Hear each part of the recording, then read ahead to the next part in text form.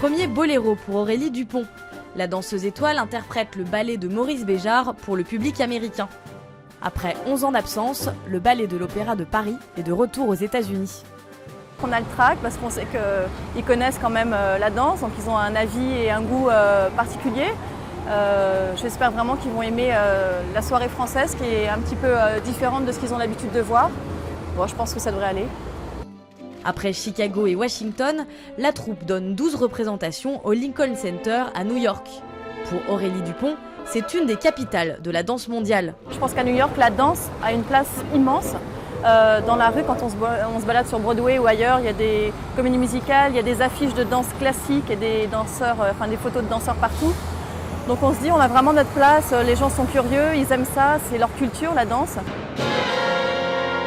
Acclamé lors des 2 premières étapes de la tournée, le ballet de l'Opéra de Paris reste une référence internationale, 300 ans après sa création.